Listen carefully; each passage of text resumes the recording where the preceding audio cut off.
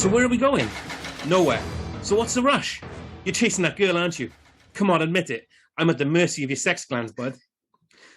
And with what is probably the creepiest line of that film, this is the Hey You Guys podcast. We're Liam and Rob, and we watched The Lost Boys.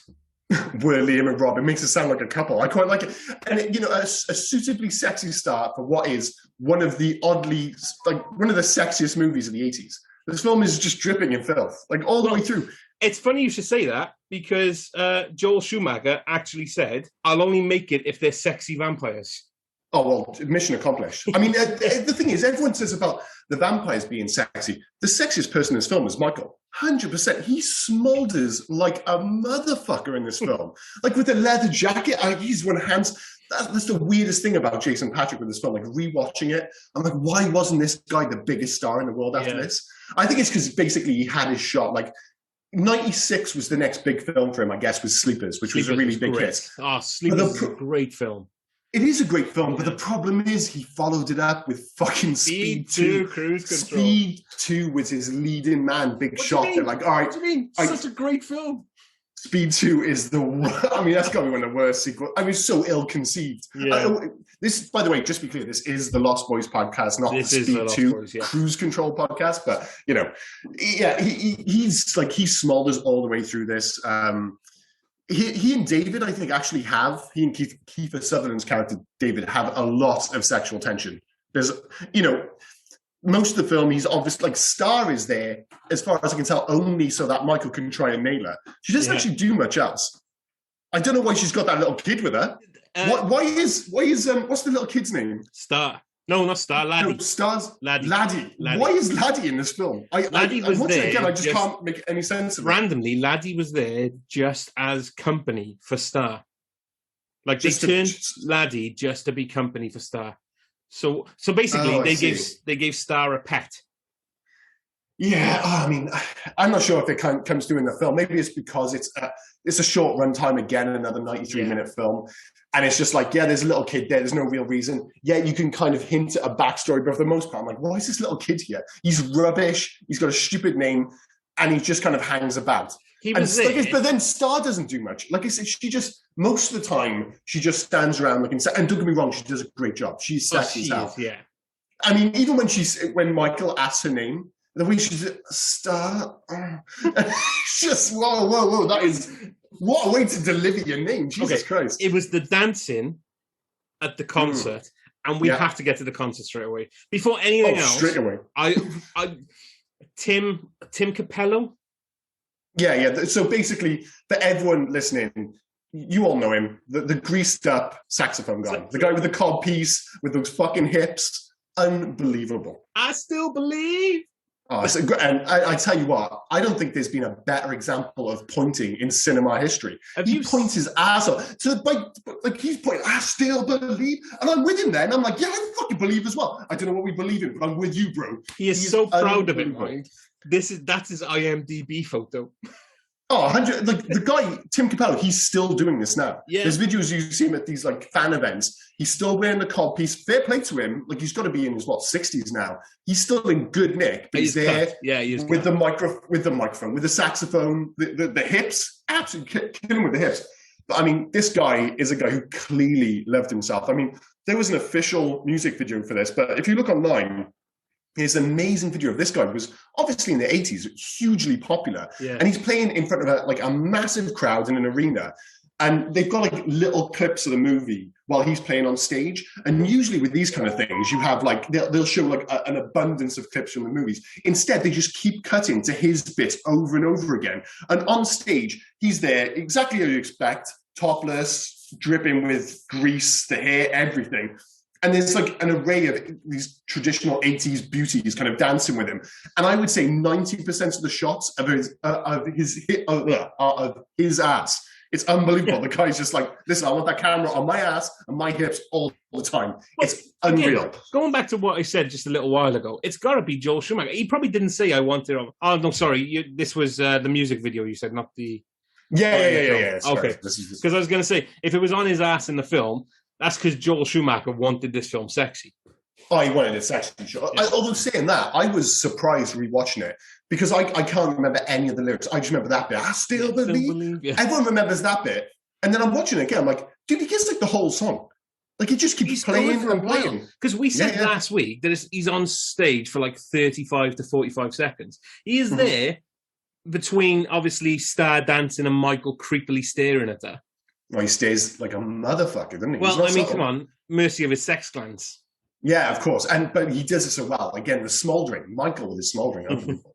But he is there he's on screen, Tim Capello, for about what, a minute and a half of gyrating and rocking out with his saxophone.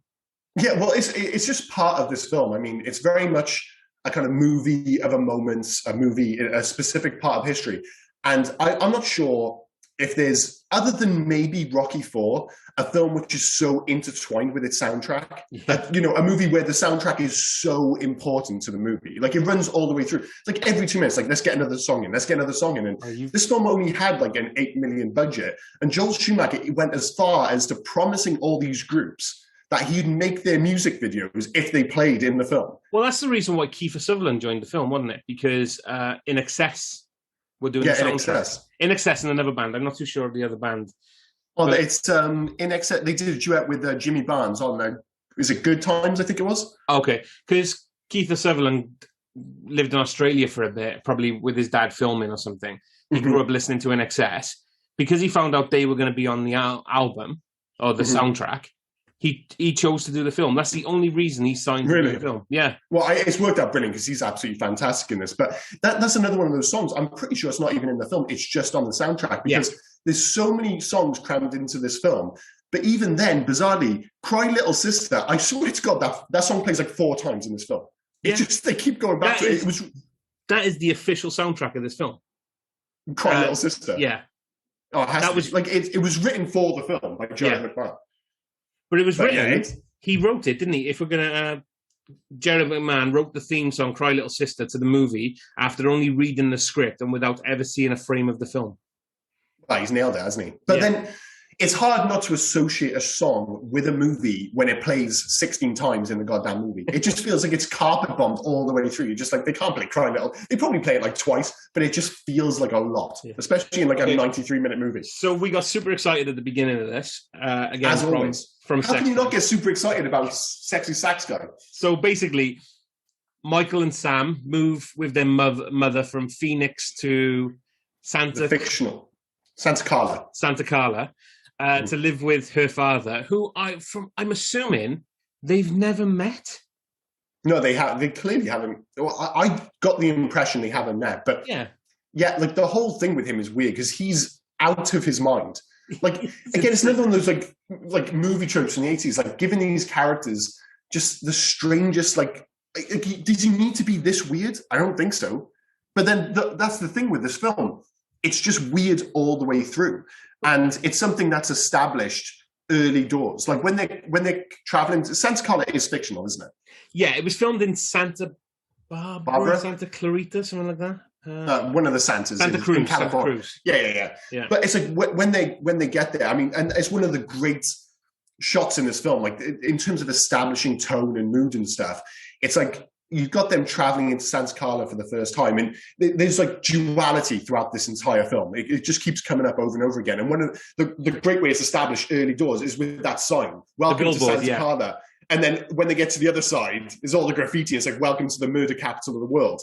Well, and then even as you go in, by the way, Joel Schumacher loves an aerial shot in his film. Absolutely loves an aerial shot. But trying to establish that it's a completely different place anyway. Like just the nature of the people that you're seeing.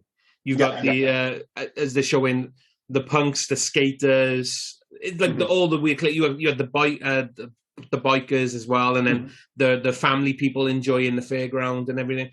It's just they're trying to establish that this place is just, I guess, a hodgepodge, a mix of everything.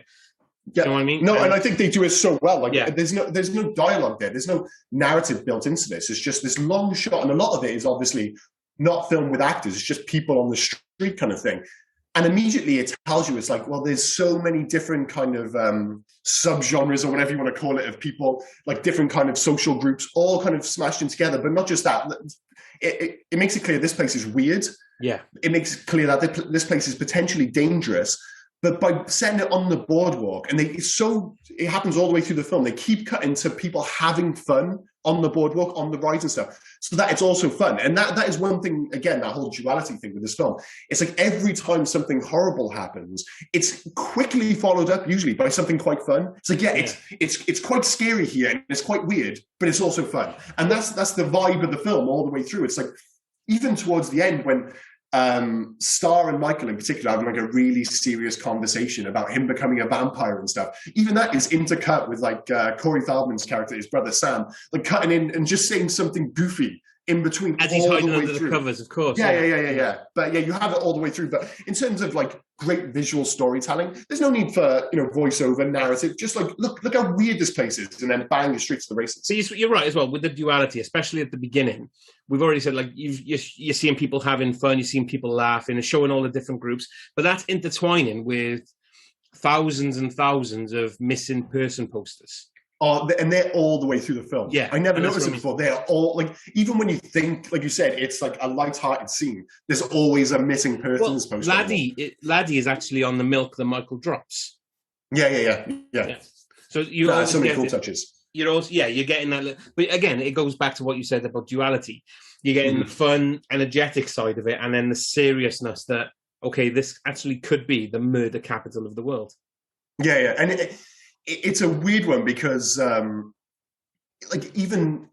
film kind of defies genre in many respects. Like, I didn't know what to call it when I was talking to my wife about it, and I was like, is it a horror comedy? I was like, I don't really know. It's like, you start and it's all quite threatening and stuff, but I noticed, I was like 50 minutes in, excuse me, and I was like, I don't think we've seen any blood, quite bizarre, well, hardly anything. And I was like, this is almost a family-friendly kind of horror comedy. And then bang on the hour mark is the first time that they truly reveal themselves to be vampires. And it gets violent as fuck there. It's one guy gets scalped. David bites into someone's skull. They burn them on the flames. I'm like, whoa, this is dark really quick. And then after that, it's 30 minutes of basically Home Alone with vampires and properly broad comedy with the Frog Brothers. It's quite bizarre. They even, in that scene as well, by the way, those group of people were credited in the credits as Surf Nazi 1, Surf Nazi 2, Surf Nazi. Oh, okay, fair enough. So they are secretly established as bad guys. Oh, apparently. But oh yeah, I'm not sure if the bad guys in this though. It's like the worst thing they do is steal comic books.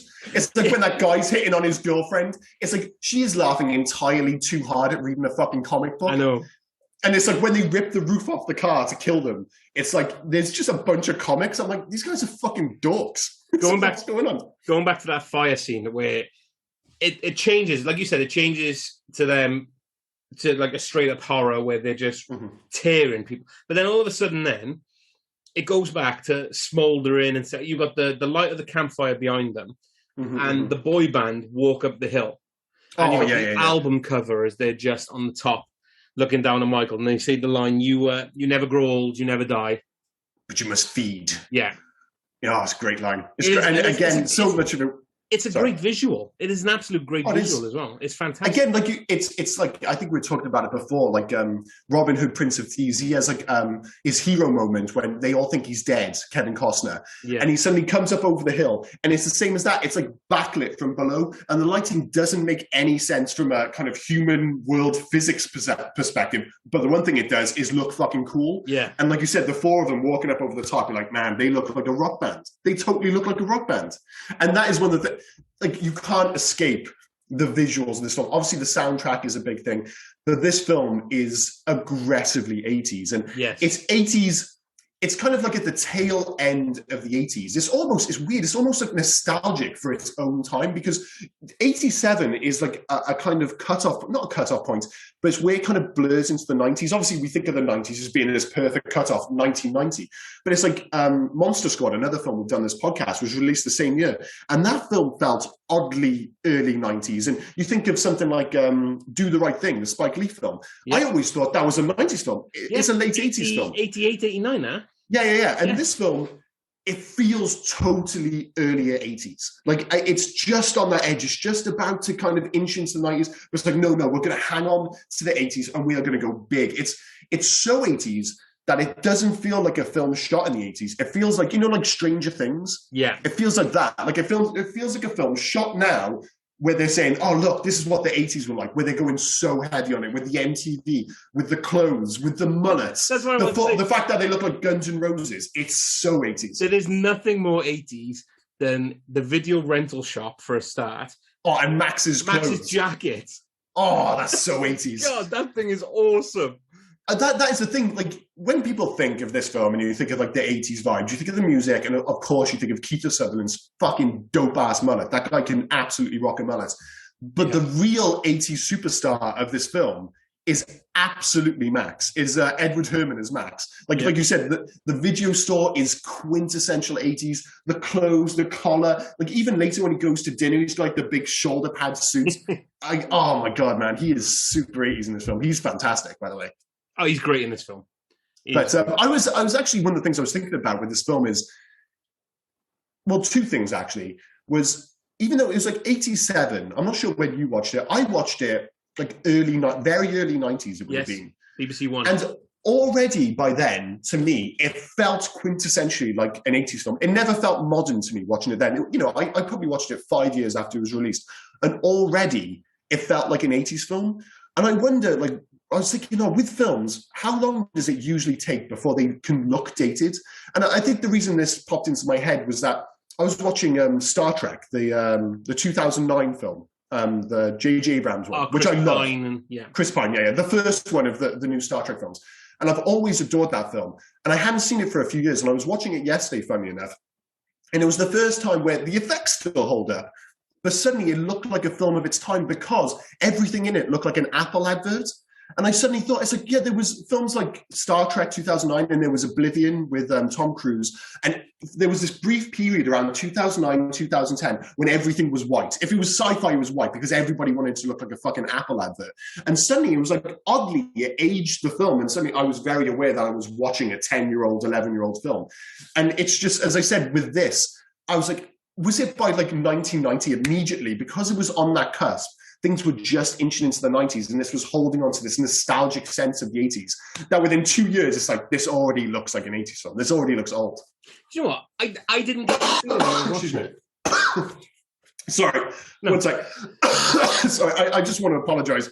I'm at the tail end of a cold, and I was kind of hoping that I would have like a Phoebe Buffay smelly cat situation where all of a sudden I'd have this like sexy podcast voice, and I'd be like, welcome to the smooth sounds of the Hey You Guy podcast with me, Liam Pritchard, and as always, Rob Westgate. But instead, you've got my fucking voice instead. So I do apologize. I don't have the sexy podcast voice. I've just got this raspy bullshit thing going on. So don't lie. I let you talk for about 8 minutes about how it is all 80s. I'm about to talk and you cough to interrupt it. That's what I totally derailed you then. Sorry, man. I'm going to keep my mouth shut for the next 10 minutes.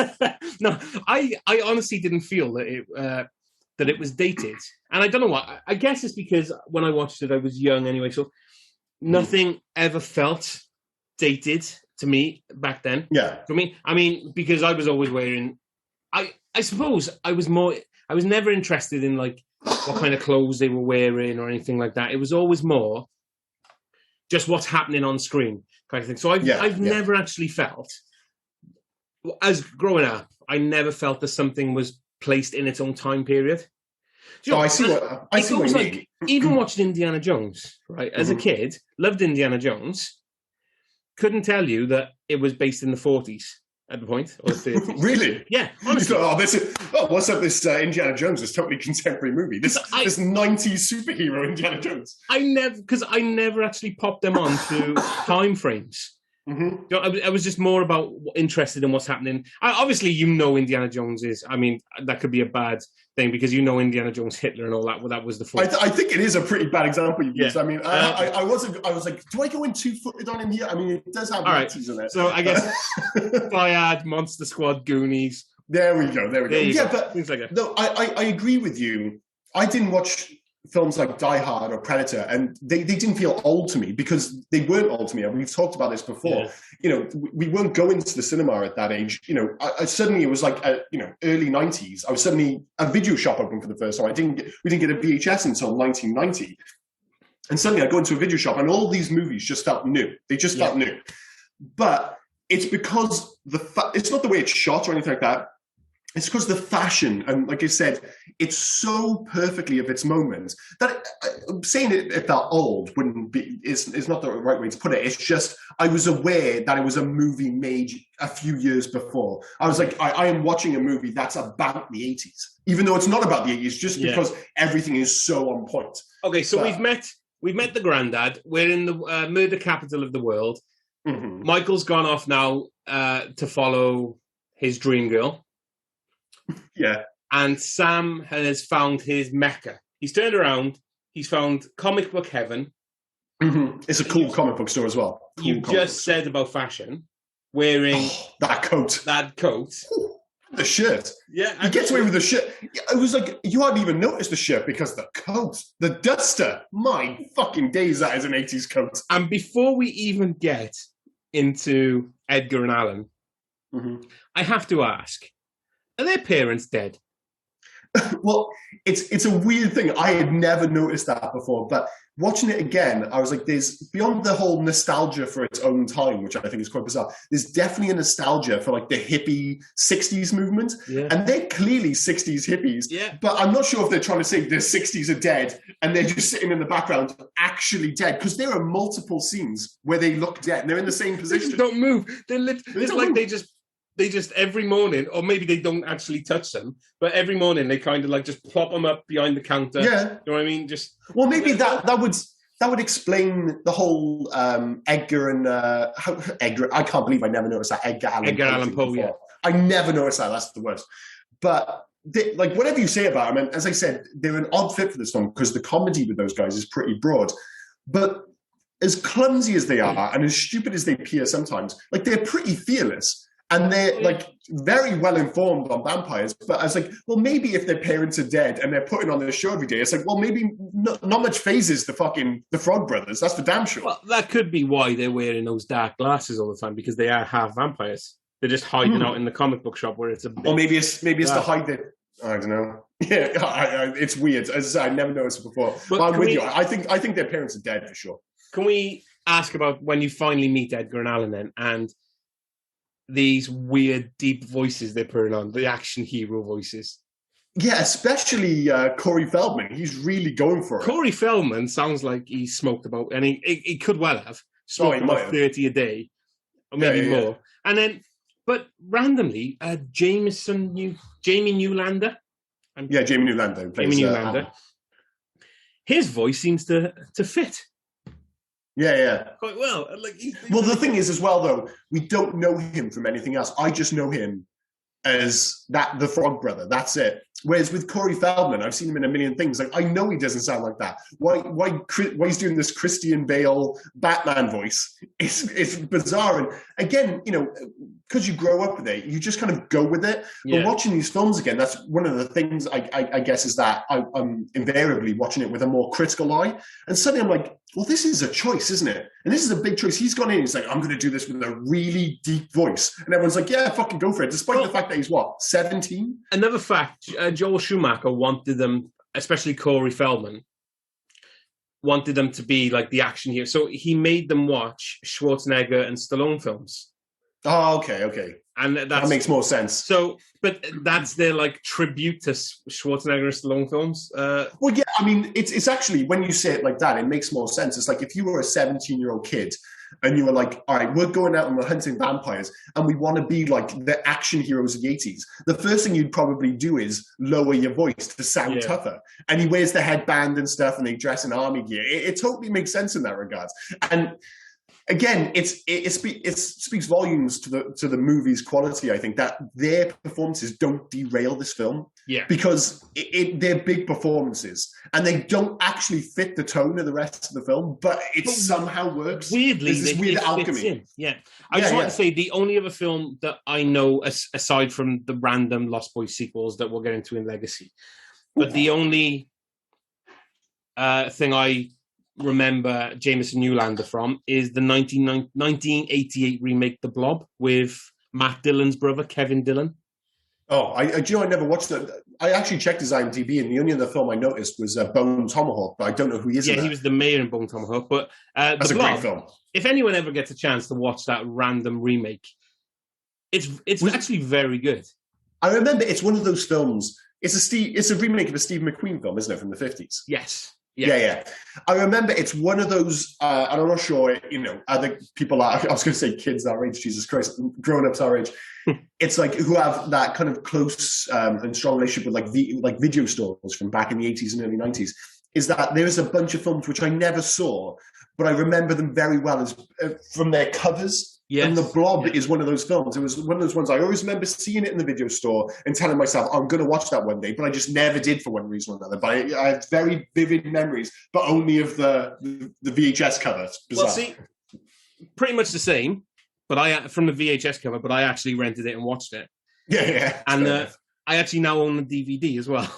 Oh, really? I was able to find a DVD of this, like a random film that I'm guessing nobody has heard of. Obviously, this will end up The Blob, but this will end up being like episode 77 of the Hey You Guys podcast, The Blob. Well, I'm going to have to watch it and then post it to you in Edinburgh. Yeah. I'm not sure if I'm ready to buy The Blob, but yeah, fair enough. But yeah, like you said, the thing is, what you've described there is like the first 10, 15 minutes of the movie. This film is so quickly paced. It's like within 25 minutes, they've got to Santa Carla. All the characters of note already know that there are vampires, and Michael's already a fucking half vampire by like the 25-minute mark. It's unreal. Yeah, it's like the first night. Michael falls in love with Star, races David, and then drinks his blood. And it's like the first night of like there's no settling in. And the great thing is, again, fantastic storytelling because you can totally get on board. Do you know the reason it's able to move so quickly? Fucking teenage peer pressure. Because basically, all the stuff Michael does, you're like, why would you do that? But you watch the film and the way they wind him up, they're just, Michael. Yeah. It's like, you've got to do it. Stop being a pussy, Michael. It's like constantly puts him in that position where there's a hot girl there. Michael doesn't want to back down. David's constantly taunting him. So he just keeps doing these stupid things. I mean, Star literally says, don't drink that, it's blood. He's just like, fuck that, bro. I drink blood all the time. But because they've actually they've screwed his mind with the maggots and the worms already, he's not going to believe anything anyway. But yeah. He has to question like how he saw maggots and worms. Do you know what I mean? But that is the thing. I totally buy into it again because I think he just doesn't want to lose face. It's like everyone laughs at him, and I think he feels embarrassed, despite the fact that he's just seen which is, again, Kiefer Sutherland delivering those lines. You're eating maggots, Michael. Maggots. I don't know what it is in the whole... They said Michael round about 120 times in this film. I have it actually written down, bizarrely, because this is the kind of film it is. So they say Michael, you almost got bang on, 118 times in this movie. Now, keep in mind, this is a 93-minute film. So that means in this film, they say on average, Michael, 1.2 times per minute or every 47 seconds. Yeah. But in fairness, a lot of it is in that scene. Although one of them's like a 3-minute Michael. It's like that goes over age. But then everyone just chants Michael. Scene is fantastic. Oh, it's so good. And again, it's another great scene where it's like he has no reason to hang off there other than peer pressure. Yeah. And the thing is, you watch it and you're like, I get it. It's a little bit mental, but they do just enough with Michael to establish that he's a bit of a loose cannon. It's like when they have that race to the edge of the cliff. And it's like he doesn't immediately go, even with all those guys there and he's got his gang, he immediately goes up, punches David. He's like, just you. Yeah. And it's like, he's not just all show. Like David's, he's a scrapper kind of thing, But yeah, I totally buy into all that. And the fact that you go on this journey so quickly because you're like, yeah, I buy into every decision he makes because everybody's just taunting him. They're just like, come on, Michael, you don't want to be a pussy in front of the Stardew. And he doesn't, so they just do it anyway. But yeah, like I said, 25 minutes in, everyone's a vampire, Michael's a vampire, fantastic. And then you get to I suppose, the random scenes in the house then for a little bit, where Michael's turning, but he doesn't know he's turning, and his interaction with Sam, like when Sam's having a bath. Yeah. With Nanook. He's not bathing with Nanook. Nanook's in the bathroom. Yeah. That was, again, a really creepy scene to just be watching a kid bathe while singing. It's odd though. Again, they're just like, all right, it's a bit weird. Let's add some more music. Even that song's great. Yeah, I ain't got a home. I'm a lonely He's boy. doing really well in it as well. He's combing his hair in the bath. The full works. And again, all the time. And again, it cuts back to that idea that in this film, that even when there's like horror in it, you're never far away from laughs. Yeah, it's like he's doing this weird musical number while outside Michael is fixing to kill his brother. Until, let's be clear, Nanook absolutely smokes him. Oh yeah, smokes him. Takes a chunk out of him. Yeah, and he delivers one of the best lines ever. He's like, "My own brother, a goddamn shit-sucking vampire. You wait until Mum finds out, buddy." I was like, that is another part of this film. Like they do such a great job of building a convincing brotherly relationship. Yes. Yeah, really good. Really it's when he rings his mum then as well to say come home because there's something wrong with Michael. Yeah. And he's outside the window holding onto the phone, and he's going, "Don't listen to him, Mum. Don't listen to him." And was it Sammy? Help me! Open up! Help me, Sammy! Open the window! You're a vampire. I knew it. I'm not. So what are you? The flying nun? Yeah. Even like those like little moments, which we, if you've got a brother, you can totally relate to. That idea is like, oh, well, Mum's coming home. Yeah. Shit, we're going to be in trouble. And you trying to convince your younger brother, like, don't tell Mum. Don't tell Mum. We'll get through this together. We're brothers together. And it's like, he goes, oh, yeah, I just got carried away. It's like, there's so many stories out of my life where it's like, we've accidentally smashed a window. It's like, oh, no, we can't say it was us. We got to stick together on this. We'll get our story straight. We won't get in trouble. We'll be fine. Yeah, me and my brother used to do the same. But that's what I wanted to say. That's why I did that quote. It goes back to your point where the last bit, when he says, "What are you, the flying nun?" and Michael says, "I'm your brother, Sammy." And as soon as he says, "I'm your brother," Sammy helps him in. So again, it's just still brotherly love. He's still do you know what I mean? He's his brother. Well, again, it's just it's establishing those like little character moments. It's like when they go and meet the grandpa for the first time. It's instead of just walking through the house, they have this casual nature about each other where he's like sticking his finger in his ear. Nothing's like overblown. They're just kind of grabbing each other, punching each other, while still listening to Granddad. And it feels like this totally believable brotherly relationship. Yeah. So then again, when you're like, if it wasn't established beforehand, and you see his brother floating outside the window, you'd be like, why would you ever let him in? But like you said, because he has that one line then, it's like, dude, I'm your brother. They've established enough, like, yeah, you would let him in because he is your fucking brother. And even if he is a vampire, you can't just let him fucking float away or whatever. That goes back to what you're saying as well about how quick this is, because after that, he is your brother. Michael then leaves to go and find out what happened from what feels like night 2 or night 3. Of the film. Like I said, it just happened so quick. And he goes back to they're not there, so they must be hibernating, and they don't say it. Do vampires hibernate? Well, sorry, they're hiding in the daytime. They're in the back. Are they vampires or bears? I can't. Whatever. They're in the back of the cave, aren't they? But Laddie and Star in the front because they have vampires. They haven't fed. Yeah. So while he's trying to get answers, Laddie is sleeping not far away because, again, we've established he's just in the corner. He's a pet, you know. And instead of just like, "What's happening to me, Star?" He asks, "What's happening to me, Star? What's happening to me?" Instead of getting any answers, this all right, Joel Schumacher kicks in again. Let's make this more sexy.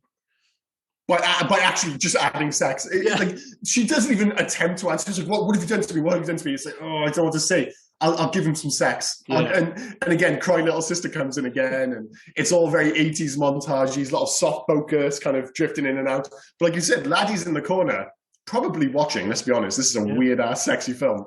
But yeah, like you said, only this film would you go look. Like, that should have been like a key moment where he goes and it's the love interest, and he's like, "I need answers. You need to explain what's happened." It's like, nah, let's just have a sex scene instead. So that'd be fucking awesome.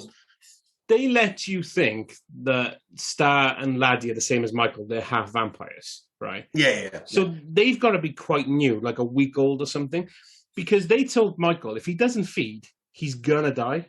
But they haven't fed because they're half vampires. But you also get the feeling that they've been with David's group for quite a while. Do you know what I mean? That doesn't seem... That's Heidelin kind of... there's a few things in this you just kind of just got to go with. It's like in the scene, well, we've already alluded to it, where she shows a Star shows up at his house and they're having that serious conversation and stuff. And she says, oh, that night she was actually supposed to kill David. He was supposed to be her first kill. But that doesn't fit in with the tone of the film, because all the way through, they very much established the idea that David likes Michael. They have this combative relationship. But he could, like, I think, and again, this idea that, yeah, he's a vampire, but I think David and his friends are probably relatively new to being vampires, because they really do feel like teenagers. And I think he's just looked at Michael and thought, yeah, that guy's cool. He could be in our gang. Like, there's one bit even when, obviously, they're in the sunken hotel, and there's a massive poster of Jim Morrison in the background, which obviously is a nod to the song, the Echo and the Bunnymen cover in this film, People Are Strange. But in case it isn't blatantly obvious, like, Jason Patrick in this film looks just like Jim Morrison. He's got the hair, the look, and everything. Yeah. And when he drinks the blood, there's even like a kind of like the frames cut over each other. And it's his head with Jim Morrison's head kind of post-imposed, I don't know what the term is, but imposed kind of over the top of it. It's as if saying, yeah, like, the reason David likes Michael is because he's like, well, he looks a bit like Jim Morrison. Let's fucking get him in the gang, you know?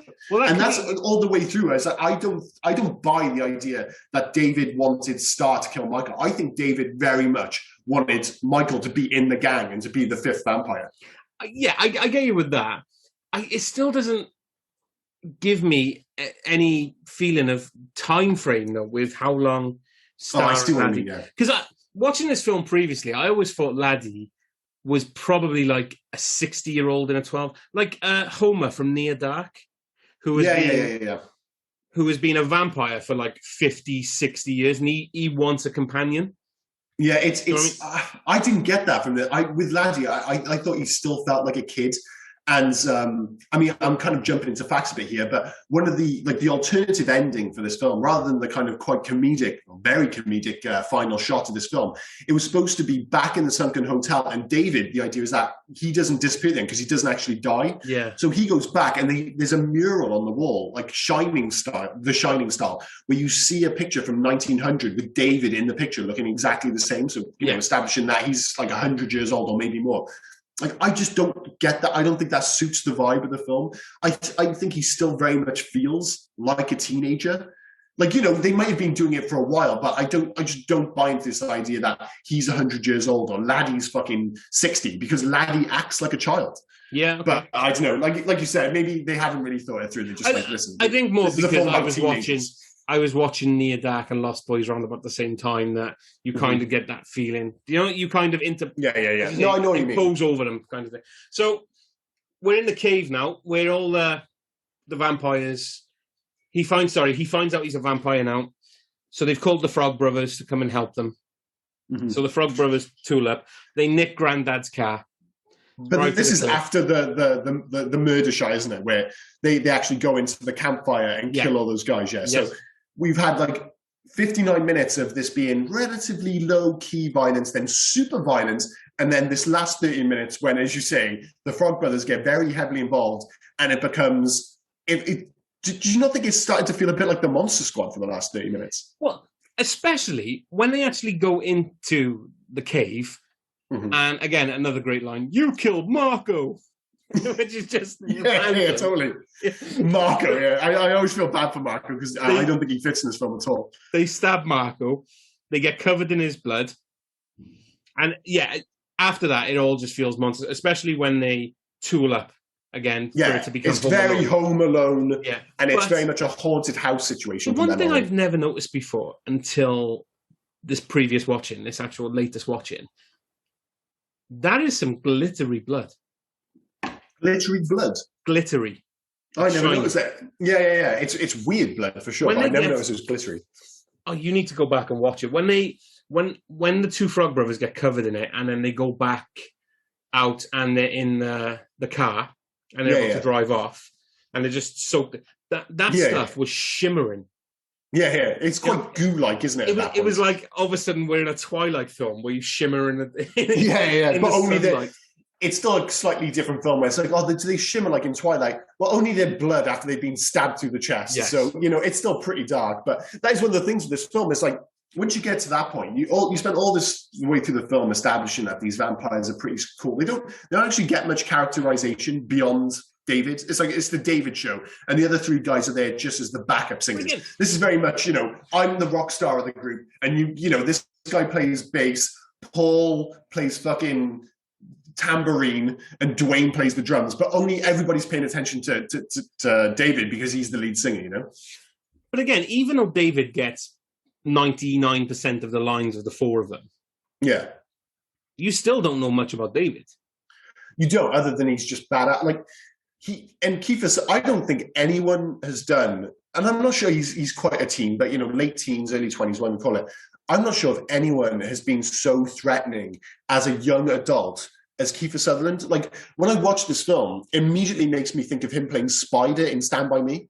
And in both of those films, I remember watching them and being like, I wouldn't fuck with this guy because he looks dangerous. Like, he's not big or scary, like big and bulky and stuff. He's just like, this guy just looks like he'd back up his words. Like, well, that was it when he went from Stand By Me to this. Well, they're super similar characters. He was 21. He was born in 66, so he would have been 21 while they were filming it. Yeah, well, he's still relatively fresh-faced, and the difference here is obviously Spider in Stand By Me is just plain horrible. In this, he's horrible. Yeah, he's a vampire and he kills people, but you can see the allure with Michael because he is, even with the mullet, he's just cool. Yeah, you could be like, yeah, I do want to hang around. You totally buy into the reason, like, he's the leader of this gang. You don't need to be told. You're like, yeah, of course he's the leader. He's fucking cool as shit. And in fairness, like I said, the other guys just kind of fall into the background, and some of them work better than others. Like, I feel bad for who's he play? Is it Alex Winter? Alex Winter, yeah. Yeah, because what's his character's name in this? Marco. Marco, of course. Marco, like, when I see this film, and even when I was younger watching it, I immediately associate it with Bill and Ted. Bill and Ted, yeah. So I can't take him seriously. But this was released before Bill and Ted, so it's a bit unfair, isn't it? But I mean, there's Marco, Paul, and for some odd reason, Dwayne. What the fuck? That guy doesn't look like a Dwayne. But I tell you what, he fucking dies like a Dwayne. That's for damn sure. As I say, I think we need to move on to the ending now before we go on to the next sections. Yeah. So the final death. So Marco died pretty unspectacularly, although he did blow up quite well. Well, they actually die. They're foreshadowed twice. Like the Frog Brothers, they actually say that when they're giving example, and again, I have no idea how these 17-year-old kids are, one, so well informed, and two, so utterly fearless in the, they're just totally nonplussed by vampires. But when they're giving examples, like, some vampires, they blow up, some implode, some explode, some, go quietly. And they're literally listing the ways that the characters, the vampires die. And then you get the merry-go-round at the beginning, the carousel. Yeah, where they walk around and it's literally the order that they die in, which I thought was pretty cool. But yeah, his death's pretty cool. Then obviously Paul gets the jacuzzi of death, should we say? Yeah. I mean, that could have been relatively low-key. He falls into, obviously, a bath full of holy water. But then they go full Shining. There's blood fucking everywhere. Everywhere. They're just like, no, more blood. Would blood really destroy a toilet? Destroy the toilet. We're getting blood all over the everywhere. Place. And Death by Stereo is another good one then, Dwayne. It's good in the end. But it's like, one, I don't know why Sam is suddenly proficient with bow and arrow. I have no idea why he's proficient with a bow and arrow. But the way he shoots him, and he pretends to play dead, Dwayne, and he gets up and is like, you missed, sucker. I was like, sucker? That might be the most 80s thing in this movie. You ain't nothing but a chicken wing on a string, sucker. I was like, growing up, I question where they're getting a bow and arrow. And then you look around at the granddad's house and you go, of course there's a bow and arrow in this house. Of course there's a bow and arrow. But yeah, and then he just like, you missed, sucker. And then he just walks straight at him, despite the fact that he's still got a bow and arrow. Yeah. Dwayne goes out like a bitch, despite the fact that, of course, you have the cool stereo thing and his head blows up. It's like, yeah, that's pretty dope. But yeah, Dwayne's and then the line "Death by Stereo," but which is cool. I mentioned it in Predator as well. The whole trajectory of the bow and arrow when Arnie pulls it back and the arrow just falls off. Same here, yeah. Pretty much, but like Sam does not get much tension on that bow, and that fucking thing flies. It goes through him, it knocks him back, then goes through the stereo. I'm like, I don't think Sam did. I don't think Sam's got it in him. No. I don't think he's got it in him. Sorry, coughing again. And then we've already alluded to the quickness of the film. The quickness of the deaths is quite surprising. Exactly, that's what I mean. Even David, because I always thought that battle growing up was longer than it was. They all die really easily. Yeah. All super. They spent like an hour of like, oh, these guys are cool, they're badasses, they're vampires. And then it feels like within 10 minutes, they're all dead. And they've been killed by the Frog Brothers, Sam, and slightly compos mentis Michael vampire situation. And a dog. Oh, yeah, and a dog. Oh, and of course, the crazy-ass fucking grandpa. Yeah. It's weird, and it's odd because, again, you've got this like Home Alone thing. They all get killed in quite comedic way, except for David, who gets quite a poetic, quiet death. Yeah, go for it. The writhing in pain, basically tugging off those antlers. Yeah, it's pretty... making eye contact with Michael. Again, the whole time. Joel Schumacher goes back to his sexy. He wants a sexy. He's writhing around on top of these antlers, and he's literally just tugging them off. In his face as well. He's like, I'm dying. Oh no. Oh, Michael. It's fantastic. Like I said, they do have a weird relationship, but yeah, they die super quick. And then, of course, it's weird. We've hardly mentioned Max. And they do a great job in this film of kind of like, you think it's Max, then they kind of push you off the scent with the whole dinner scene. The testing scene is great, yes. Which is really good. Again, a very broad comedy scene. And it's very clever. It is, yeah. It really is. Like, the whole like little scene at the beginning with Michael, where it makes sense for him to say, oh, you're the man of the house, you're going to invite me in. And of course, there's the whole vampire rules and stuff. But then at the end... Of course, they've got this whole like Kiefer Sutherland and Paul and Dwayne and Marco. They're very much these like for the time contemporary, vampires. They're now vampires. Yeah. But then suddenly, when Max turns into a vampire at the end, he's not quite Harold Teen Wolf levels of lame, with his whole kind of badger werewolf situation. But I think they purposefully lean into the fact that he looks quite cheesy because all of a sudden. It's like, oh, he's an old-fashioned vampire. All of a sudden, there's like red light everywhere. Yeah. He's got the fangs. He wants his bride. And even like when he's having his little speech, they do like audio cues. There's like screams in the background. There's an organ playing. It really goes for traditional vampire there. And I never noticed it before, but they're basically saying, oh, this is the old-fashioned traditional vampire. Even his language mind. Never invite a vampire into your house, silly boy. It renders you powerless. So that's not, of course. Yeah, that's not 80s speak. That's a guy who's which is still you kind of struggle with because in that moment he's very much the traditional old-fashioned vampire, but he's also still the most 80s motherfucker of all time, man. God bless Max. He may have lived for hundreds of years. We don't know, but he has taken the 80s on. With such luster. The only thing he's missing is if you would have thought if he would have lived longer, he would have carried the 80s with him.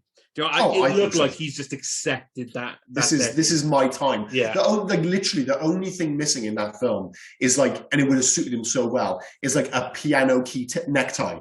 That would have like totally set it off. Just that little thing to push it over the edge. But yeah, like you said, it's like. Did we see his car? It was definitely a convertible, wasn't it? I can't remember. Oh, the red one, yeah, super 80s. I couldn't tell if it was like a Lotus or a Ferrari, but it was very much it was a convertible. An 80s sports car convertible for sure. But yeah, even then, I'm like, the rules in this film throughout are like a little bit back and forth. Like with the main vampires, it's relatively traditional. They're like, oh, garlic doesn't work, but sunlight works and stuff. But it's almost like they make Michael and Star and stuff half vampires just so they can kind of make up the rules with those guys. And that's one of the great things again with this film. They're like, oh yeah, you can be out in the sun, but it'll make you sleepy. And even they just decide, it's like, will it be boring if all the vampires, you just stab them and they like turn to dust? They just said, well, why don't we just make a cool thing where every vampire dies in a unique way? It's like, why the fuck not? And I'm amazed that no other film has done it since, to my knowledge. Every other film, vampires just, you think of Blade and stuff. Yeah, they die in a cool way. They all die the same way. Yeah. But in this film, they're like, every single one goes in a unique way. It's a great idea. And so why hasn't it been done again? Crazy. And we'll get to Max's death. Grandpa coming in, driving through his own wall. with the biggest wooden stakes attached to his car. Yeah. And David pushes him in front. And not David, sorry, Michael pushes him in front of the car. And then Max just gets the biggest stake, which luckily goes through his heart. And makes him blow up. Yeah. But again, one of the like understated things of this movie is like it ends on such a weird line. Like the big hero at the end of the film is the weird ass grandpa, and all the way through, he's the one who keeps giving Max the eye. Like he's the one behind the door going. It's like Max comes in, and everyone else at this point is convinced, oh, Max isn't the head vampire. Yeah. But Grandpa just keeps looking over, and he's just like, nah, I don't fucking like this Max guy. Well, when Max comes in, Grandpa closes the door. It's like he knows something's up. Well, even when they're driving away, he knows what the score is. So we've said about the ending. Well, he has that great line at the end as well. Like, he has the final... Like, everyone comes in. It's just like, the house is blown up. There's dead vampires everywhere, and Grandpa saves the day. And he just casually rolls up, gets a root beer out of his old fart fridge, and delivers that line. One thing about living in Santa Clara, I couldn't quite stomach all the damn vampires. And there's just fucking credits. It's like, holy shit, dude, what a great ending. Sneaking into facts a little, though, the movie didn't originally end on a joke. Mm-hmm. After the scene with Grandpa at the refrigerator, it was supposed to cut to the surprising gospel. I'm sorry, I am actually reiterating what you've said already. You are? I thought you were going there. I was like, are you going to repeat what I said, or did I get it wrong earlier and you're going to tell me the actual way it was supposed to end? No, actually, so yeah, the last shot was a mural on all. You said David, but it's Max. Oh, was it? Oh, sorry, I thought it was David. So I did fuck that up. Well, in that case, then, that actually, I prefer that because, again, I like the idea that David is a relatively new vampire. Yeah. So, well, okay. Sorry, well, that's good news. I'm going to take that as good news. I'm stepping on your toes there. But you not only have you stepped on my toes, but right at the end of the podcast, you reminded everybody that I fucked up the facts. So, cheers for that, buddy. Very good of you. I kind of stopped listening halfway through. So you Clearly so. But that's why you're the facts guy. I'm the rambler. I just talk absolute bollocks, and you need to come at the end and go, well, yeah, that was all very interesting, but I need to fact check Liam on 3 or 4 things he said in the last 2 minutes. But I will actually say you're right. Ending on that joke, perfect for the film. It is, yeah. Again, because we don't. So we've already travelled in 90 minutes. We've travelled through family drama, horror, comedy, back to horror, Home Alone, comedy. You know, it's just all. It's got everything, and as you said, like in a less cultured hands. And let's be clear, this film was in like development. I'm not sure if it was development hell, but it was in development for a long time. Like Richard Donner. Who famously made Superman before this, he was due to direct this, and because it took so long, it was actually Lethal Weapon came. The script was available, and he was like, "Well, I'm just more interested now in Lethal Weapon," so he made Lethal Weapon instead. And obviously, Joel Schumacher came in, and he absolutely nails the tone of this film because tonally, again, it's so inconsistent, it's all over the place. But again, there's that alchemy to it where somehow it works. This film really could have been a mess. Especially with the speed and the fact that it's like, oh, don't ask too many questions. We'll just keep things moving. But nothing, like you say, like it just works. And that is, I wish I had a better answer for this, but that's the magic of these great. If everyone knew how to make these films work every time, everyone would be doing it. Sometimes there's just a certain magic in a bottle, lightning in a bottle, whatever you want to call it, where it's just like they've captured it. And that's the reason I'm glad there's no sequel. And I think it's the right movie for the right time. And that's the reason why it's kind of persevered so much. Yeah. So let's cover then the fact that obviously the name The Lost Boys is an allusion to Peter Pan and the Lost Boys. Is it? I never thought of that before. So Peter Pan and the Lost Boys, obviously never growing up. You never grow up, you never die. So that's why. So what... I mean, that's the illusion. So the illusion is like Max is actually Peter Pan. Yeah. And the 4 guys then are his Lost Boys. Well, that's his whole thing. Is like he wants to start a family essentially. Yeah, and Mary is Wendy. Yeah. No, I can buy that. I never thought that even to the point where Thorn may be linked to Tinkerbell, jealous of Mary, Wendy, defensive of Peter. Max. Oh yeah, I can see that. So you get all these. You get all these allusions to something else, but it's done really well. And because for years I was on, why was it called The Lost Boys? When you think about it, it is. They're I had never really thought about it. I come honest, when you said Lost Boys, the first thing like into my simple mind was like, oh yeah, I love the font. I just see the Lost Boys with the red line underneath. I was like, oh, that's a classic 80s font.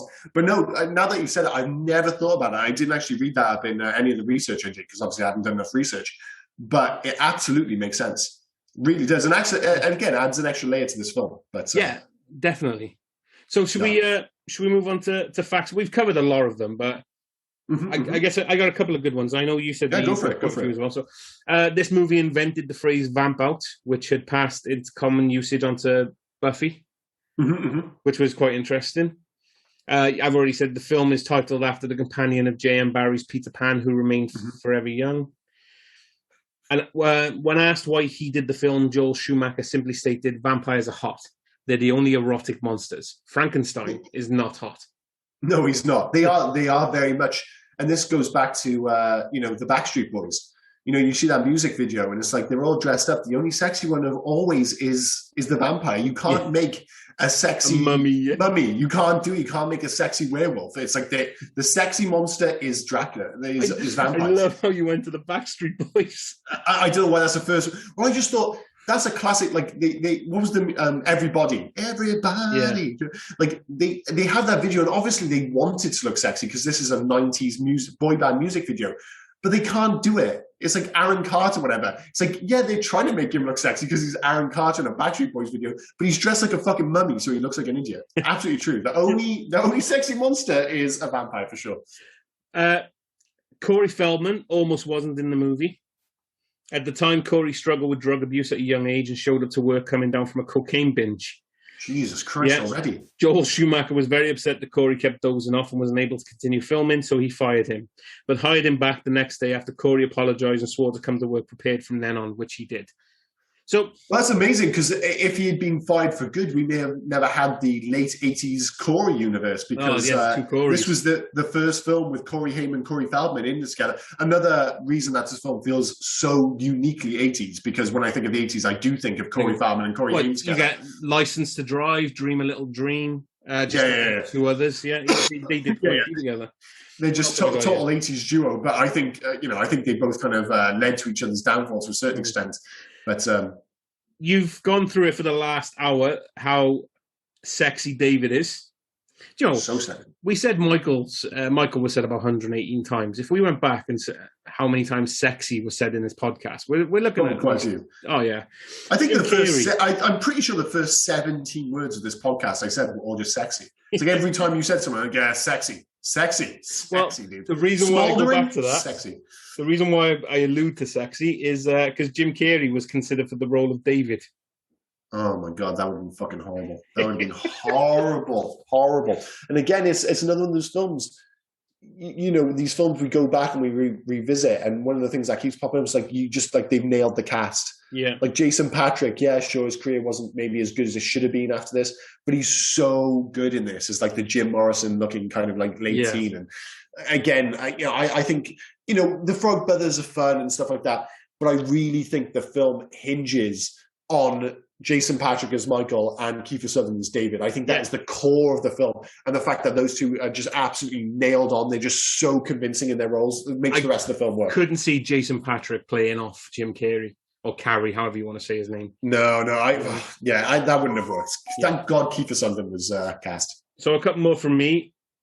According to Joel Schumacher, the scene in which Dwayne is electrocuted by the stereo after being shot with an arrow took 2 weeks to film.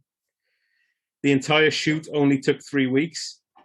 Amazing. So the whole film took 3 weeks to film, and that one scene took 2 weeks to film. It's insane. And it was only 30 seconds on screen. Of course it was. Oh, this is a great one.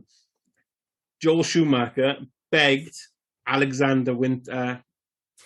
Alex Winter? Yeah, well, begged him to change his name. In real life? Yeah, because he was registered as Alexander Winter in the Union. Joel Schumacher begged him to shorten his name so it wouldn't take much space in the titles. Because Alexander Winter doesn't sound great. Alex Winter sounds better. Because the name couldn't be changed in time, his full name still made it into the finished film, which frustrated Schumacher. And everything on this film, I can just imagine Schumacher being pissed off because there's, 5 more letters to his name on the credits. Of all the things. But again, so many decisions in the 80s and moons, they're all established by probably the same thing. Cocaine. Yeah. And you know, you just, I'm not kind of, you know, obviously we've already mentioned the fact that Corey Feldman clearly was doing cocaine. But the general consensus is Hollywood in the 80s was absolutely awash with cocaine. Yes. You know, it's like every decision. That's where you get all these weird films, because everyone was coked off their tits and they're just green-lighting £1 million films where they're just like, yeah, go for it. That sounds fucking awesome. Of course it does, because it's 3 o'clock in the morning and you've been up for 48 hours just on cocaine and speed, you know? Jesus Christ. What do you think is going to happen? There was a comic called Lost Boys: Reign of the Frogs. Mm-hmm. And in that, it was revealed that it was the Whittle Johnson who converted David. In a third origin story, Lost Boys: The Beginning, a prequel by Eric Red and Joel Schumacher that never made it into production, David and his brothers were turned by Dracula himself, as Max is Vlad's older brother. Since Edgar Frog has admitted that Reign of Frogs is mostly fictional, it's entirely possible that David and the boys are Max's vampire sons. Do you know, so there is a lot that people have done after the film. Like, you get the comics, and that all goes into Legacy, so we can... Well, yeah, we can go straight into Legacy, because I haven't really got much else into it. I think you've covered most of the facts there. So, yeah, like you said, I mean, there was never an official sequel. Joel Schumacher wanted to do a sequel, but he wanted it to be called The Lost Girls, because he was like, listen, the Lost Boys are dead. They're done. It should be... He wanted to do, like, set a few years later, and, like, a cool all-female biker gang, basically. And it's just like, yeah, it'll be just, like, a bunch of girls going around killing people. It'd be awesome. But they instead... Warner Brothers in like 2008 did The Tribe, and then The Thirst in 2010. Yep. And they are exactly as you expect, straight to DVD nonsense, starring the Frog Brothers. Although I think only Corey Feldman. Feldman in the first one. Yeah. The Tribe, and then Jameson Newlander came back for The Thirst. Yeah. But what's interesting is the head vampire in The Tribe is Kiefer Sutherland's brother. Is it really? Yeah, Angus Sutherland. Well, that's probably the only interesting thing about those films. I mean, the fact is, they're straight to DVD, they're absolute nonsense. And, of course, by making the emphasis about, like, the Frog Brothers or even one of them, it's like you're missing the point of the film. Like, they're supposed to come in to shift the tone of the film, not to be the tone of the film. If The Lost Boys was 90 minutes, if the Frog Brothers were all the way through that film, if they were a constant sort, like, the film just wouldn't work. And it's like, let's be honest, whatever you say about Corey Feldman, he's not sexy, is he? Like, The Lost Boys is supposed to be sexy, and Corey Feldman, maybe girls found him sexy. You know, Corey Haim and Corey Feldman were very, you know, sought after in the 80s. But even by, I think the first one, The Tribe, was made in 2008. It's like, already by then, let's be honest, he's not a particularly sexy character, is he? You know, and it's just like, the tone's all wrong. He's 37 years of age in The Tribe at that point, 2008. So imagine him. Have you seen it? No. I've seen the trailers. I know it's supposed to be absolutely terrible. I've seen them both. Of course you have. Of course you have. Yes, they're not good. But what I'm saying is, imagine a 37-year-old trying to do the same voice he did when he was 17. Yeah, again, it doesn't work, because in the film, like you said, it makes sense because they are 17 and they want to act tough. But the fact that he's 37 and still doing the same shtick, it's not charming anymore. It's just fucking lame. Yeah. And that's why these films were never going to work. And I think there was a comic sequel, a series, I think it was like a 4-part mini comic series in the build-up to The Tribe, which was supposed to kind of bridge the gap between the Lost Boys and The Tribe. But again, it doesn't matter because it's all rubbish. Again, maybe the comic book's okay, but, you know, they clearly weren't. Sorry, it was just hinted that the lead characters in The Tribe, the brother and sister who were orphaned and went to live with their auntie, were actually Star and David's kids. It never said, but hinted at in the film. Yeah, just any old links to the original film. But yeah, I hate these straight-to-DVD, low-budget sequels. It's like, when I think, even though the film isn't as good, you think of like Tremors. Tremors is fantastic. Have I seen any of the sequels? You may have seen some of the sequels. I was like, I'm going to give, like, you just know, you know straight away. You see the trailer, you see the budget, you see the tone, the lack of talent. You're like, I don't need to see these. I've seen Tremors, that's it. You've known me for a while. You know my film watching history, right? Yeah. There has been 8 Tremors films. I gave up on 4. Well, you've done well to get to 4, to be honest. Yeah. And I assume they were pretty bad starting with 2. So, you know. Well, 2 was all right, because 2 had They brought not Valentine, his partner, back. Okay. I can't remember his name. Earl. Yeah. They brought Earl back. Fred Ward. So that was all right. But then the rest of them are all about Burt Gummer. Who cares about him? Yeah. I mean, and the fourth one was actually a prequel. Oh yeah. That's when you've run out. You know what I mean? So that's when I gave up. That's right. Quick. Yeah. Wise choice. So for Legacy, then going about the original screenplay. Yeah. And it was meant to be a Goonies type of 5th and 6th grade vampires, with the Frog Brothers being chubby 8-year-old Cub Scouts. Yeah, I kept reading that everywhere. Very specifically, chubby Boy Scouts or Girl Scouts or whatever the hell. So they put Goonies and Chubby together. The original inspiration came from James, who caught upon the notion that Peter Pan could fly, visited Wendy and her brother at night. So again, it all goes back to the fact that... the point is, it was initially, the script, it was for a very different kind of film. As you said, something like The Goonies, or maybe even something close to The Monster Squad. You know, it was supposed to be a kid's adventure film starring vampires. But obviously, as we've said so many times, Joel Schumacher's come in and said, nah, we're going to make this sexy as fuck. Getting Jason Patrick and getting Smoldering in that screen almost immediately. So they've clearly made the right choice there. Yeah. So aside from the sequels and the multitude of comic books, there's not much left for Legacy, really. No, I mean, I guess the big question is, like, would you want to see a remake? Because I think that's the only way. You don't want to see a sequel at this point because it'd be pointless, because you know, the cast are all too old. It just wouldn't work. So the question is, do you want a remake, or would you want like a Netflix-style TV show? And I got to be the answer to both is unequivocally no, because I've already mentioned it earlier in the podcast. This is a movie so perfectly of its time. Everything about like the obsession with MTV, the music, the style, everything. It's like you're not going to capture that again. You're just not going to. It's not just because it's an interesting look at vampires, and it is, and of course it's a well-made film. But it captures a moment. Yeah. And you're not going to get that again. So just leave well alone. Like, it's a great film. Just leave it where it is. It's one of my biggest pet peeves is when people say, when people say they're going to do a remake or a 20-year sequel, like a sequel 20 years later, anything like that. People always say the same thing. You better not ruin the original. I can remove them from the original. But that's it. You're never going to ruin it. The original's made. The original is there. If you enjoy the original, go and watch the original. The whole thing people do remakes and stuff is to recapture a new audience. And to be fair, 90% of the time, remakes don't work. But they usually don't. I agree with you that they shouldn't make a remake of this. And it's not because I think it'll destroy what the original is, because as I just said, the original is the original. That's... Lost Boys only works set in its time. You cannot... I don't think Lost Boys would work if it was set in the 90s, the 2000s, 2010s. Do you know what I mean? It's just not going to work this day and age. Doing a remake is not going to work. The only way you do the remake is if you do it as an 80s period piece anyway, which is then pointless because you've got... Of course. Do you know what I mean? So it would, again, it comes back to the idea that it would feel forced. Like, you know, I mentioned at the top of the podcast that it's like, this is so 80s that it feels like almost purposefully in that Stranger Things kind of vibe where it's like, oh, look, all the 80s stuff.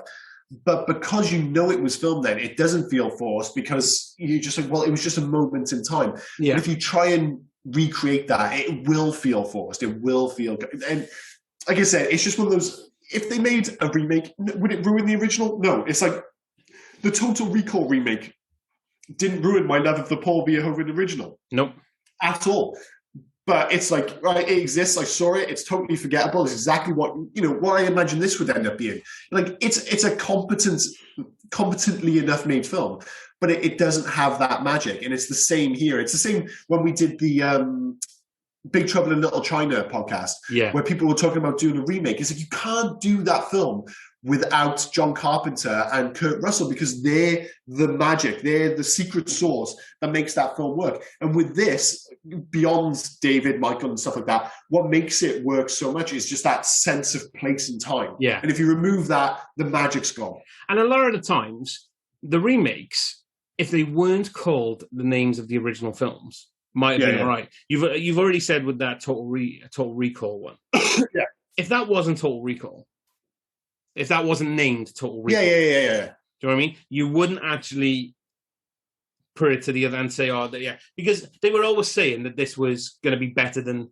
But stop trying to beat the original. Just stop remaking them. Certain films, I get why certain films get remade. Certain films, it's a great idea, but they've aged in a certain way, and you're like, update it for a certain audience.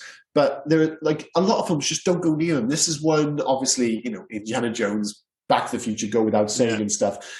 But certain films, you're just like, just do something different, man. Like, did we need a RoboCop remake? No. Do we need a fucking Total Recall? No. It's like, they're very unique movies. And not just in terms of, and people must have seen it and said, listen, yeah, sure, it's a great idea. There's a robot cop. But that's not the reason that film was great. It's because of the unique tone that, again, Paul Verhoeven brought to it. So it's like, yeah, but again, money talks. These are the reasons. This is the reason it gets financed. We haven't got time to go on a 30-minute diatribe about my next comment, but stop making remakes to beat an original, and stop making films now for franchise purposes. Just make a fucking film that works. That's all I want from you. We could go off on the rails. And I tell you what the answer to this is, the answer to this problem? Cocaine. Get cocaine back into Hollywood. Because that's when people start saying yes to all kinds of fucking wacky ideas. If someone comes in and you're off your tits in cocaine, we're going to make Iron Man 4. You're like, Iron Man 4, I've fucking seen 3 of those. And someone comes in and says, I'm going to make a time-traveling film about a guy and he's got a DeLorean, and and it's like a really old guy and he's kind of hanging around with a kid. It's a bit weird, and he gets with his mum, and it's like, yeah, here's the money, dude, get it fucking made. Just line it up. It's like, bring cocaine back to Hollywood, and we'll be so far removed from franchises. It'll be unreal. Right. I think we've already covered soundtrack quite a lot. Well, yeah, I mean, the soundtrack's got, there's so many great songs and all this. Did I already mention the fact about the music videos? Yeah. I think I already mentioned that. One you've already said, yeah. And the fact that he was like, that's how he got all those people on the soundtrack. Kicking his ass, yeah. No. It was about the fact that he promised to make all their music videos afterwards. That was the only reason. Oh, no, I didn't. No, we didn't say that, sorry. Well, sorry if I've already mentioned it before, but basically, he's got all these big names on the soundtrack, and obviously had a relatively limited budget. And the reason he was able to do it is because he promised all of them. He's like, I'll make your music videos afterwards. So that was the only reason he was able, on the limited budget he had, to get all these like top tier bands, well, for the time, into this film. But anyway, that was it for I will say, soundtrack. Of all the songs in the film, Cry Little Sister, whatever, I Still Believe, all those songs.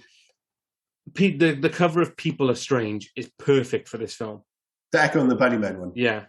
Yeah. Then they have cool, because obviously the original was by the Doors. Obviously, you got the huge Jim Morrison poster. There's actually a cool little Echo and the Bunnyman poster in the film as well, just randomly on one of the walls. So there's cool little nods all the way out. But, I couldn't get over the Rob Lowe poster that was randomly in his room. Oh, I'm so glad you brought that up, because this film. Sorry, I'm going to go off on very quickly. This film's super 80s, and I was like, are there any films as 80s as this? And I was like, well, Rocky IV is the pretty obvious one.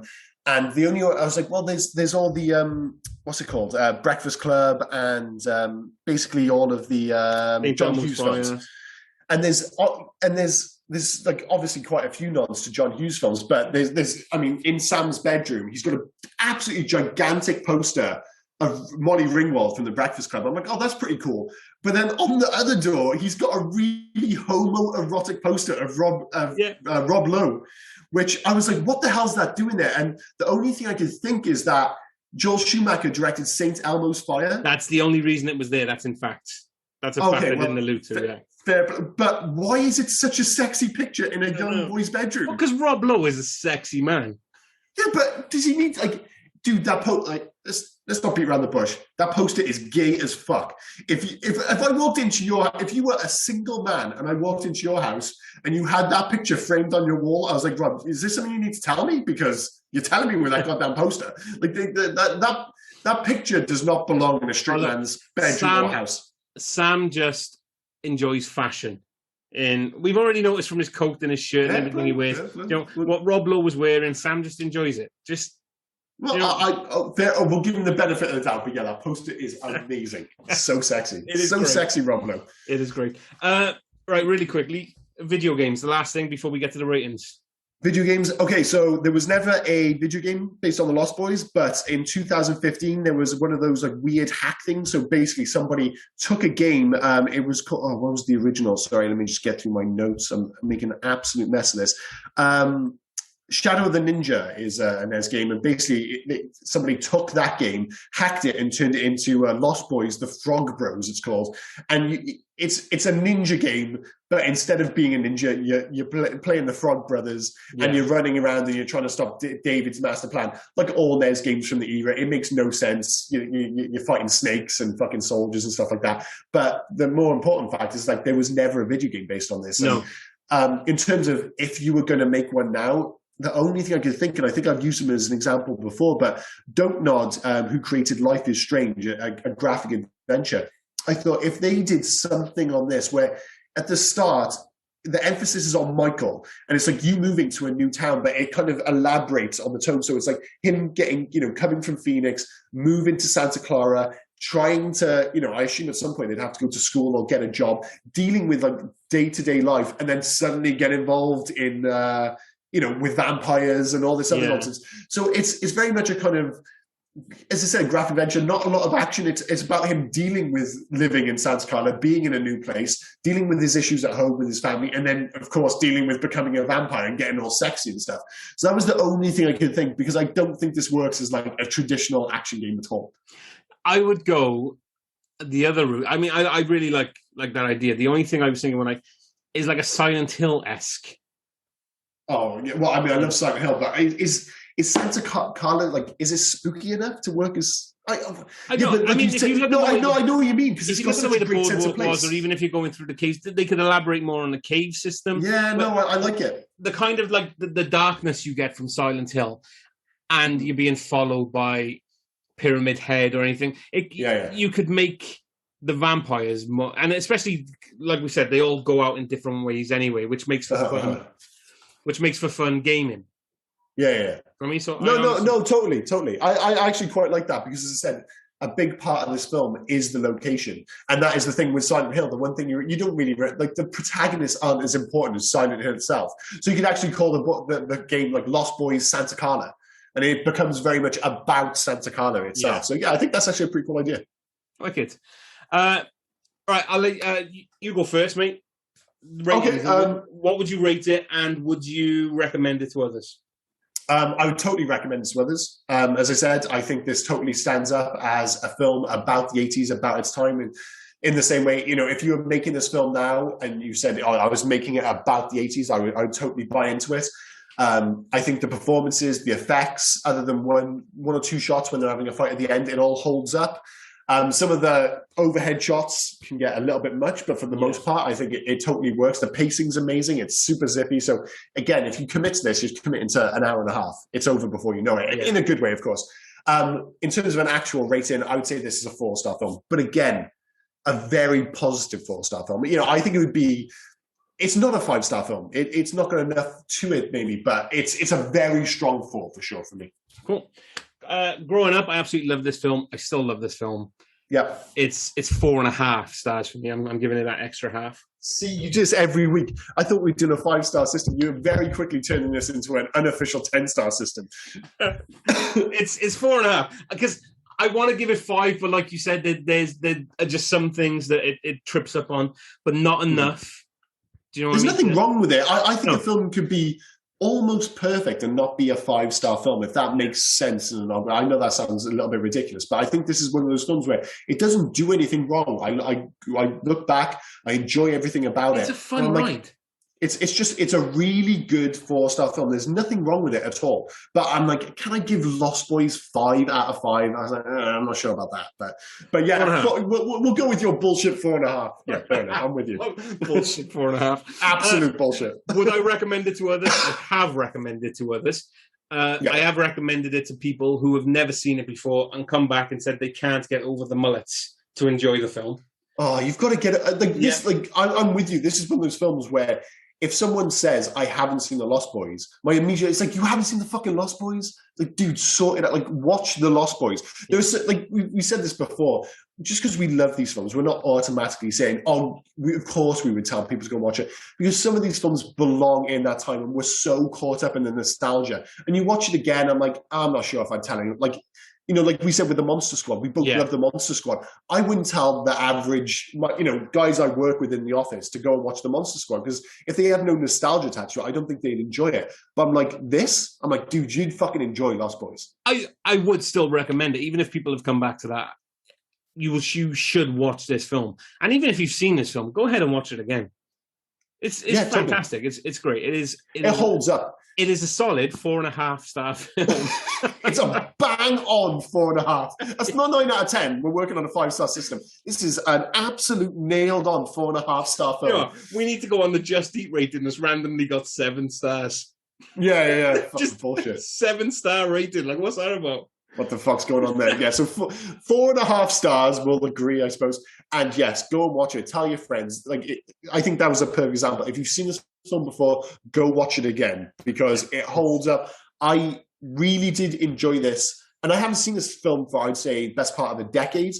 And I enjoyed this as much as I ever have. And again, watching it with a more critical eye was like the speed of it. Like all of a sudden, of course, one of those things, I was like, shit, man, this film's 90 minutes long. It just absolutely clips along, but it never feels like you're missing anything. It just works. It rolls through perfectly. The pacing of it is done really well. Absolutely. Yeah. Happy days. So, all right, that was The Lost Boys. So before we end a pretty good episode, I would say. I think so. Lay it on me, mate. What are we watching next week?